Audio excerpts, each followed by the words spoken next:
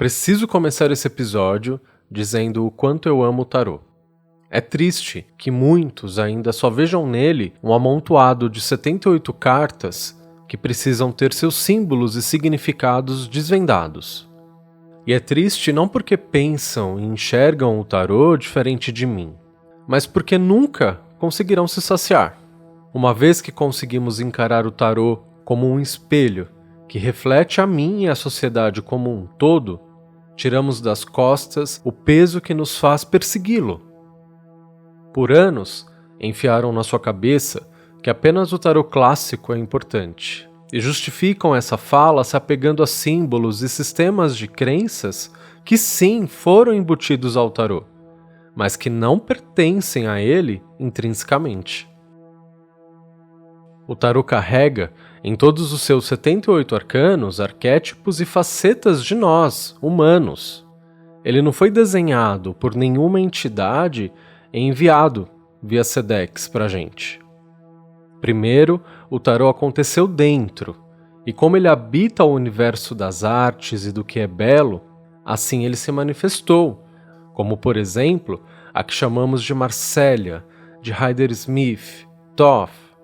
Todos esses, embora sejam essenciais para qualquer estudioso do tarô, não são versões originais, tampouco definitivas dessa ferramenta. O tarô muda todos os dias, pois nós mudamos todos os dias. Lembra que falei agora há pouco? Ele é um espelho. Não deixar o tarô se atualizar e nem atualizar a forma que o encaramos, desenhamos e comunicamos é conservadorismo. E desculpa, mas eu sou progressista. A louca! Olá, espero que você esteja bem. Meu nome é Diego Ponciano e esse é o 54º episódio do A Louca Tarô Podcast. Bem-vindo! Uma hora eu não vou conseguir mais falar esses números. A editora Pensamento disponibilizou por tempo limitado um cupom para os ouvintes do A Louca Tarô. São 20% de desconto na compra de baralhos de tarô e livros sobre tarô. Deixei um link para esses produtos lá na bio do Instagram, @aloucatarô. Antes de finalizar a aquisição do livro ou tarô lá no site da editora Pensamento, é só escrever A Louca Tarô no campo de cupom e pronto. Se você precisa de uma consulta de tarô, vem falar comigo, basta me mandar uma direct também lá no Instagram. E para fazer um dos meus cursos de tarô, tem que entrar no site aloucatarô.com.br. Entra lá e começa a estudar tarô hoje. O arcano dessa quinzena é a morte. Se você está por fora dessa informação, eu recomendo que me acompanhe lá no Instagram, de novo, @aloucatarô, e também participe do meu grupo de Telegram. São nesses dois lugares que rolam todos os babados. Escolhi a morte como regente dessa quinzena, pois é sob ela que temos vivido os últimos meses em todo o mundo. Aqui no Brasil, além da pandemia, temos que lidar com um genocida eleito e o seu séquito de negacionistas, que possuem, sem exceção, sangue nas mãos. Mas não é sobre essa morte que eu vou falar hoje. Além da morte causada pela Covid e seus desdobramentos, temos vivido a morte também das coisas, principalmente dos empregos, das relações. No ano passado, assim que a gente entrou em isolamento, casamentos e convívios que até então conseguiam sobreviver foram colocados em xeque. Eu mesmo morava com meu namorado e considerávamos nossa relação saudável. E veja bem, não perfeita, saudável. O convívio em um apartamento de poucos metros quadrados, sem área verde, quintal e nenhuma possibilidade de privacidade, acelerou um processo de desgaste que, no mundo antigo, poderia ter levado anos para acontecer. Antes tínhamos as rotinas desencontradas, as atividades externas, o encontro com os amigos, ou seja, com a distância saudável que a antiga realidade proporcionava, não só para mim no meu relacionamento, mas para todo mundo. A realidade mudou e não dá mais para esperar que as coisas sejam como antes. O que nos garante que será? Uma vacina? E se vierem outros e outros vírus e outros desdobramentos desse mesmo vírus, a vida mudou definitivamente e não tinha como não mudar. E é sobre isso o episódio de hoje.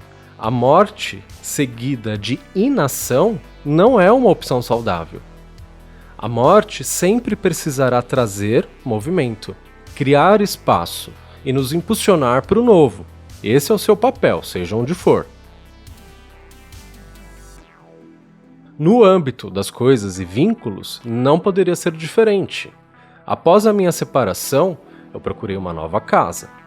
E tudo que eu podia fazer era alocar um quarto barato, morar numa pensão ou de favor.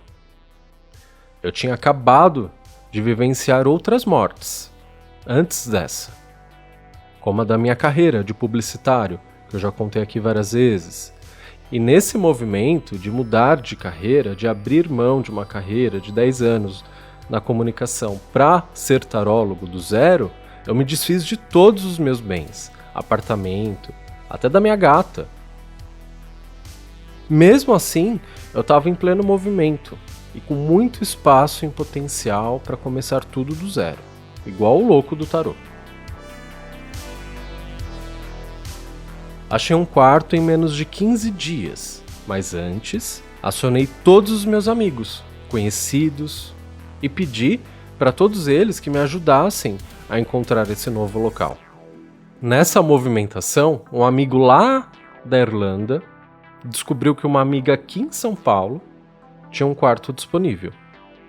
Ele foi lá, triangulou e eu conversei com ela. Eu vi o espaço e, embora fosse bastante desafiador, eu gostei e mergulhei de cabeça. Em poucos dias eu transformei o quarto num local de trabalho e de moradia. Foi uma bênção. E eu passei a ter uma vida infinitamente mais saudável do que antes. Nesse processo, acionei amigos e pedi ajuda, inclusive financeira. Mas parado, eu não poderia ficar. Minha estagnação me faria ficar convivendo com o ex-namorado 24 horas por dia, em poucos metros quadrados, em meio à pandemia. Só quem viveu sabe, gente. Frente à morte, nós iremos sempre chorar e entrar em luto. É inevitável, é normal, é natural. E cada um vivenciará essa dor de uma maneira diferente. Alguns precisam de recolhimento e outros precisam agir e resolver todos os BOs causados por essa baixa, como eu fiz. Mas mesmo aqueles que precisam de tempo e recolhimento, inevitavelmente precisarão agir, reagir. Quando meu relacionamento acabou no meio da pandemia e eu saí procurando um quarto, eu não sabia o que ia acontecer, com quem eu ia morar e nem em quais condições. Eu sabia que eu tinha uma quantidade muito específica de dinheiro, por um tempo também muito específico e pequeno. Eu precisava de um lugar que aceitasse a minha oferta dupla, pagar pouco e ficar pouco. E ficar pouco não porque eu queria ficar pouco, não era uma escolha. Era uma realidade, eu tinha dinheiro para pagar 3 meses de aluguel só. Eu não sabia se eu ia conseguir ficar mais. Então assim, tenho dinheiro para morar aqui 3 meses. Você me aceita 3 meses? Para a pessoa que está recebendo, às vezes não é vantajoso. Na maioria das vezes não é, então é muito difícil achar um lugar que tope isso, que concorde com um período tão curto. O quarto que eu achei era desafiador, mas eu sabia que seria perfeito para mim. Eu gostei e fiz a proposta. Me pediram um valor que era o dobro do que eu podia pagar. E eu fui lá e falei, eu pago a metade e só posso ficar 3 meses. É o que eu tenho. Ela falou sim. Se eu tivesse me intimidado pelo quarto desafiador, pelo valor, pelo prazo, eu não teria conseguido aquilo que eu vislumbrei ser o melhor para mim naquele momento. E é isso que eu quero te incentivar a ter frente à morte das coisas. Ousadia. Nesses momentos, o mais prudente é estabelecer a linha de chegada, sem pensar muito no caminho, na jornada, sem se apegar aos detalhes. Você medita, foca no que você quer e simplesmente age, sem ficar se apegando aos pormenores. A morte irá sempre pedir ação, e eu não estou inventando a roda. Quando sua gasolina acaba, você precisa agir. Você vai lá e coloca mais combustível. Quando a comida da sua casa acaba, também. Quando você perde seu emprego, também. Você precisa se reorganizar, atualizar o seu currículo, o portfólio e a caça do novo. Diferente disso, dificilmente alguém vai bater aí na sua porta com seu crachá novo da firma. A morte do tarô está muito mais associada à sazonalidade das coisas, principalmente as da natureza, e por isso sempre aparecerá como um arcano regente das colheitas.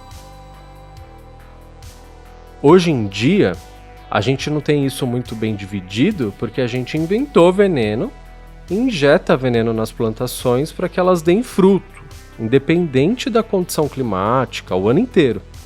De forma natural, não é assim que acontece.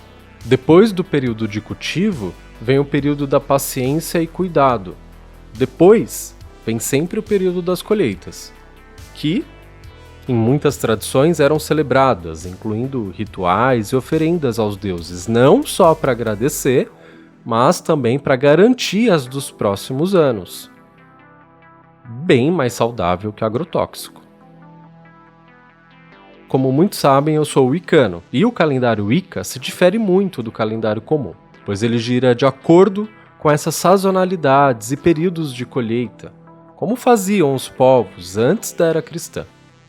O inverno é período de colheitas, e ao longo dele, diferentes grãos, frutos e até carnes eram recolhidos para que eles ficassem abastecidos durante os próximos dias de muito frio, de pouco sol, ou seja, de pouca vida, de mais morte. Mais do que nos abastecer, as colheitas têm como consequência liberar a terra e abrir espaço para as novas plantações. Se não houver plantação e cultivo, não haverá colheita, ou seja, não haverá morte, mas também não haverá vida. Só não podemos reagir à morte quando ela cai sobre nós, sobre o nosso corpo, sobre a nossa vida. Até lá, enquanto ela cair ao redor, lembre-se de que essa aparente perda é uma oportunidade para novos plantios. Quando aprendemos a agir, plantar e cultivar frente à morte, a vida nos sorri de volta, com abundância, pois essa é a regra da vida, a abundância. O agricultor sabe que aquele tomate lindo, que demorou dias para ficar forte e bonito, irá inevitavelmente embora, ou apodrecerá, ou será colhido e utilizado para consumo, direto ou indiretamente. Quem trabalha com a terra e é íntimo desse processo de plantar, cuidar e colher, normalmente vai encarar a morte com maior naturalidade. E isso não é um dom. Não é uma vantagem, é o normal, é como todo mundo deveria encarar a morte. Se você tiver a oportunidade, ainda essa semana, caminhe próximo a um lugar com muito verde. Pode ser uma praça, seu quintal, um parque. Observe a vida, as árvores, as flores, os frutos nas árvores, os animais nativos desse lugar e que habitam o ar, a terra, os galhos, os buracos. Observe as manobras desse lugar, da vida nesse lugar. A lei da natureza é a providência. Ela nunca deixou o homem sem chão. Quem deixa o homem sem providência é o próprio homem, através do sistema que cria castas e separa quem tem de quem não tem. Muitas vezes nos cansamos e esmorecemos, mas a vida segue pulsando lá fora. Ela é abundante, eterna e, diferente de nós, anda de mãos dadas com a morte. Para me guiar nesse episódio, eu usei os arcanos 9 de espadas, o mago, imperatriz e a sacerdotisa. Muito obrigado por ouvir mais esse episódio. Se você gostou, compartilhe com um amigo e vem me contar como esse tema e mensagem arcana chegou até você. Até a próxima semana. Um beijo. Tchau.